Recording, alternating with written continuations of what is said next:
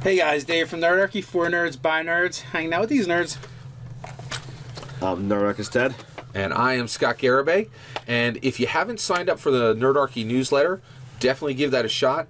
It's really enjoyable. Every week I get some great ideas to put into my game, into my Dungeons & Dragons 5th edition game, and a lot of other games that Nerdarchy has put in front of great players. So if you haven't done that, definitely consider it. Really good content there. You also learn how to game with Nerdarchy. Indeed. So we're continuing with our unboxing series of the Star Wars beginner sets. And so we've already done Edge of the Empire. Now we have Age of Rebellion, Force and Destiny. And we're going to go to Age of Rebellion next, and we're going to save the best for last because everyone knows Star Wars is all about the Jedi. All about it. So let me grab my handy dandy knife that's Ted's. So Age of Rebellion, I would say this is the Princesses and Pilots set. So it's really focused on General Leia Organa when she was a princess type, when she was a princess from Alderaan. And then also the pilot. So Luke Skywalker, when focusing on the time where he was an X-wing pilot, with a very valuable X-wing pilot to the Rebellion before he was really a Jedi, and really even still serving a powerful role within the Rebellion. Well, and that's the key point. Key point is it's serving the Rebellion.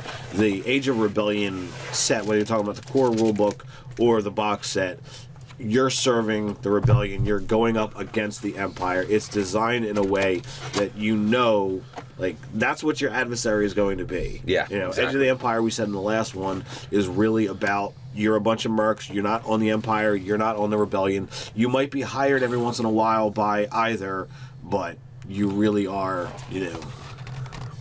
what you are. And can you show the back of that box just one more time real quick? No, up a bit. Yeah, there you can see the Disney logo. It never ceases to amaze me. A Disney logo on a tabletop role-playing game product. And I think one of the things that I'm really excited about is these are really high value products. Fantastic art, really high-end material. Just very, very cool. Oh, see, now I didn't think the Disney logo was on here because I thought everything happened before Disney bought out Star Wars. These boxes were made before and so they have gone back. And so if you buy one of these Age of Rebellion boxes from a year or two ago, it will not have the Disney logo. And then this is the Disney logoed one. You know what? I think that shoots one of your arguments in the foot a little bit because Disney. Tell me. Because Disney has put their stamp on it. If I was Disney and I was interested in taking control of everything back and not letting others use my stuff, I'm not putting my name on it. Right. I'm not gonna. But they're owning it. Yeah, it's a great point. So, and along those lines, I think I have made a new hobby where I really like to say things online and get history out there of me saying things because then I can come back later and say, I was 100% right. I love saying that. Yeah. But sometimes I'm 100% wrong. And Recently, you admit that because you posted on Facebook that you were wrong about Deadpool. That's exactly right. I predicted that Deadpool would make $65 million, and it made $135 million. I was 100% wrong. So it is possible, and I'm telling you, I'm so hoping I'm wrong about this, and that Disney loves having the tabletop role-playing game out there, and that we get 10, 20 years of Disney tabletop role-playing, Star Wars tabletop role-playing game. So you realize that if they go into, if they really buy into the role-playing thing, they're going to open up the Disneyverse. It could be very interesting, and I think the biggest thing they would do right out of the gate is the Kingdom Hearts, because that'll immediately It'd be huge for the industry. Yeah. Oh, yeah.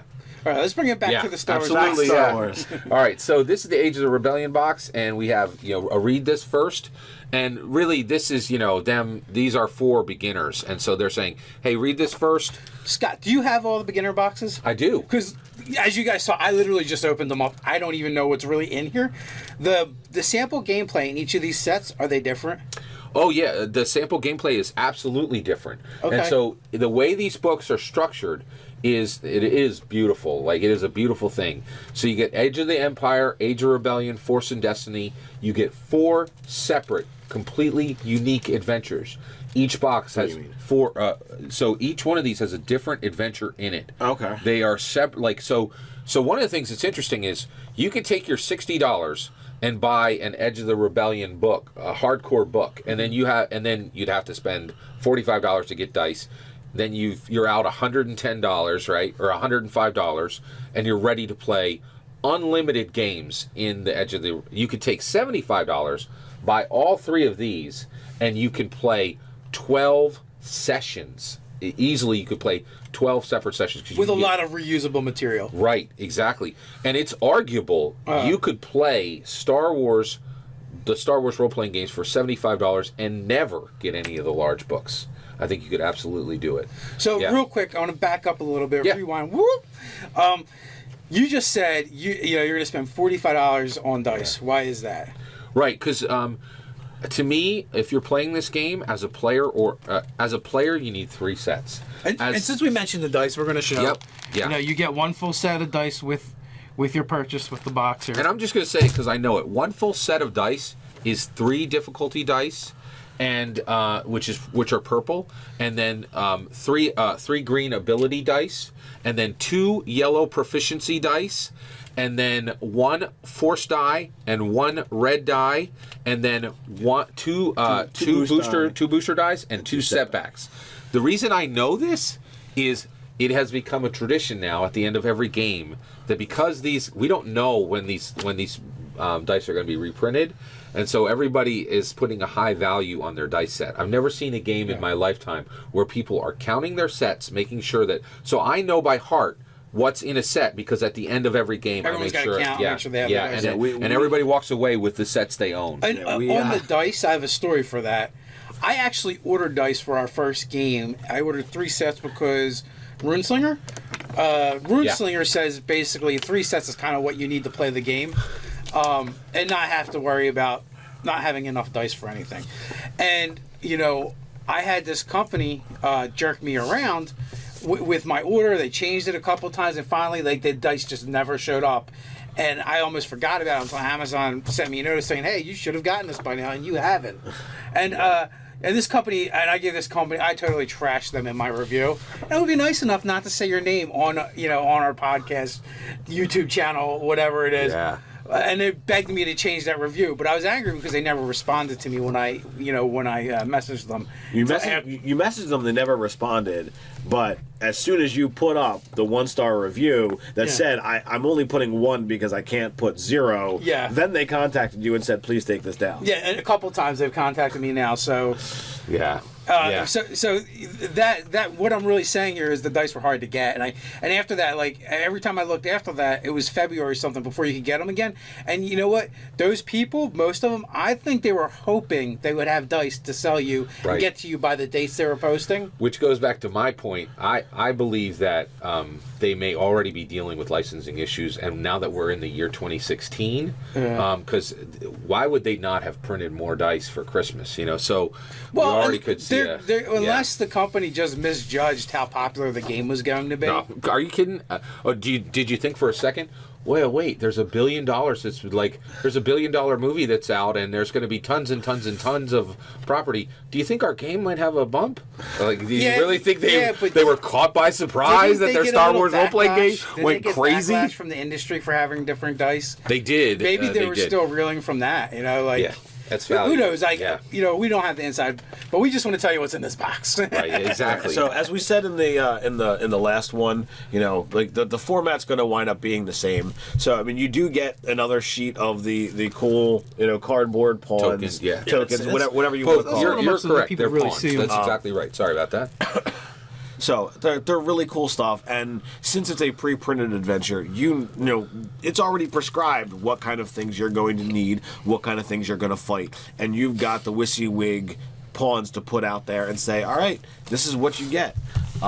You get the amazingly crafted, pre-generated character sheets with the multiple pages each. And all the handy references put in there. You get the sales pitch for all their products. Play all our products, and it's let's a lot back up here a little bit. Slow down. Oh, sorry. Easy.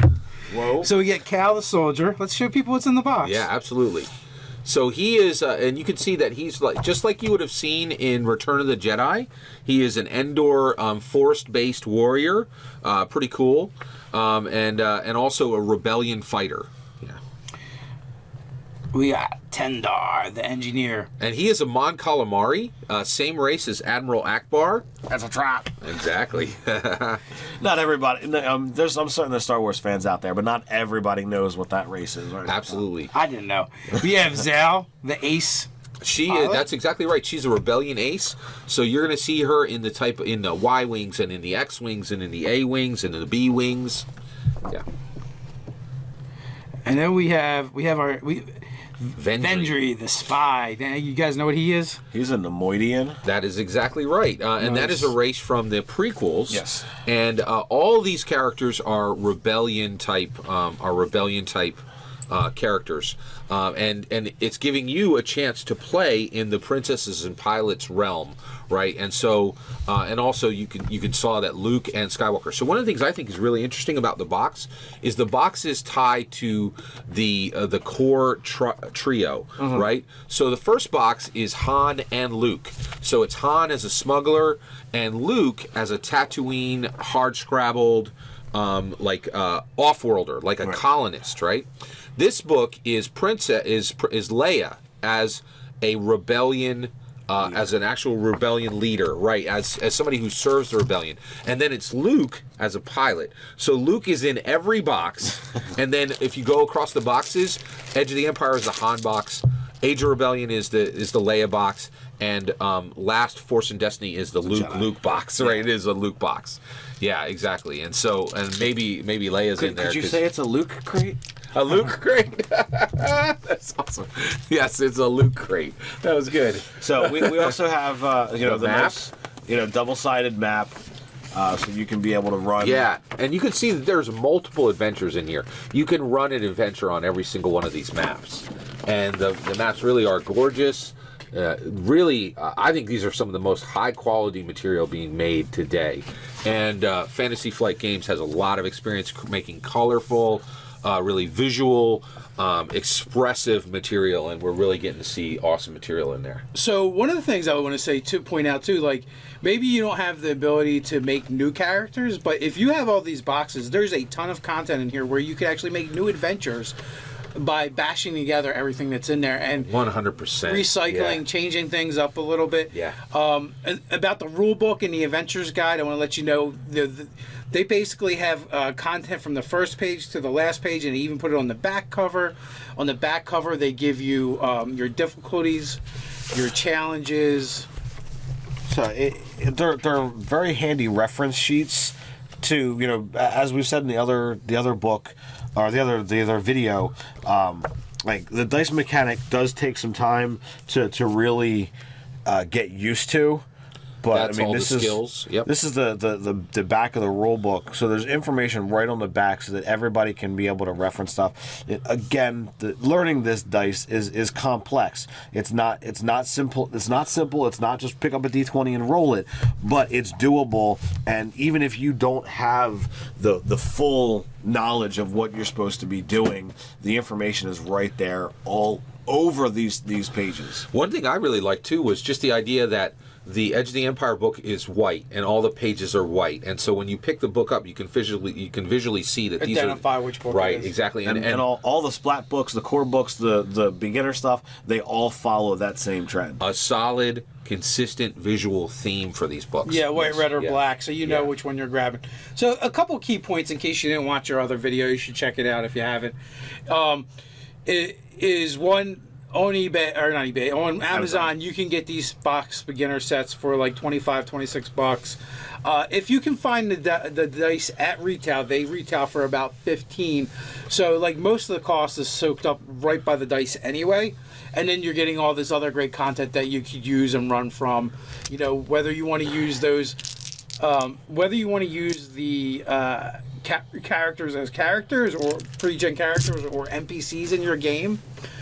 You definitely get way more than $10 worth of value from the other stuff. Now, granted, some of the things like the rules are going to be reprinted, but if you're running this game and you're the only one that's investing in it at your table, it's nice to have these other rule sets that you can hand out so other people can have access to them. And honestly, I had been complaining for a while that this was a very expensive game, and it had to it had to sit in my mind for a while that this is a cheap way to get into this game. This is like, you can really, if you take $75 and you get all these games, you could play for months, without ever getting any of the large books. And that is fascinating to me, and I really like that this game. And that's literally like half the retail. That's half the buy-in for Right. 5th edition. Yeah. But you save like $15-20 in reality if you're buying those books off of Amazon Right. as well. Oh, Now, go ahead. and, as Dave said, the retail on the dice is roughly $15, and you are talking about 14 custom printed dice. Yes, there is conversion charts out there to convert your standard set of polyhedrals into this, but it's really complex. If you want to go for complex it, without the chart. if you want to go for it, that's fine. But like the value of the dice, it's already a complex process, as Dave just said. So trying to convert to then have to then divvy up what counters what, it makes that so much slower. I highly recommend, if you're going to get into this game, you need these custom dice. Oh, there's no question. I think it's unplayable the other way. And what kind of They gamer say are it, you yeah. if you don't want to have the dice? Well, yeah, I think there are a lot of people who are like, I don't want dice that are only valuable in one game. Yeah. That was always the objection. Well, so this is getting slightly off topic, but you had mentioned that you think these type of dice can be used in other situations and in other games. well, I'm waiting. I am desperate. Like, okay, in our role playing game Wait industry. no further. They Yeah. already did a game from the same company that uses similar dice. Who's that? They have a fantasy version. Warhammer. There's a Warhammer game, I think. Oh, that has now. Yeah, I understand. Yes, the Warhammer. The narrative dice. Right, narrative dice. That's true. And that actually, it didn't do well. No. I own that. I own that $100 box. The reason why is almost nobody plays that, and I did run that for about 6 months. So yeah, I would love to see an entire fantasy place role playing game on a full set of custom dice. I would even like to see them start to tie dice to characters and races. I think there's definitely an opportunity there. We'll see if that's the case. I did want to just let everybody know, one of the things that's great about this is each one of these box sets, right, has additional content online. So specifically these, every single box has additional characters that can be brought in that you can go online, you can print them out, and you can get even more than you got in the box. And the only way you know that is if you bought the box. They said, hey, we know you like this. There was even more content that we created for this game, but we couldn't put it all in the box, and this is just for you, and it costs nothing. It's sitting on their... Oh, so they have like hidden pages? Right, exactly. There's additional web content so that even these, even after if you spent, 25 and you got 4 characters, there's at least 2 more characters sitting online for each of these boxes, ready to go, made by the company in the same style that fit with that content. So they, FFG, I think they fully are aware of how blessed they are to have this property, and they're doing everything they can to prove to Wizards of the Coast and to Disney that this is their number one priority. They're putting everything they can into And this. they're respecting the material. They're taking this seriously, and they're trying to bring their game, their tabletop role playing game quality to the quality of the films. And I think they're really, I'm glad FFG has it, because I think they're doing a great job. So what do you guys think? Put your comments, thoughts down below. Are you going to pick this up, or have you already clicked on Amazon to go buy your copy? Go ahead and put those down below while you're at it. Like, share, even subscribe. You can check out funny memes on Facebook. So until next time, stay nerdy.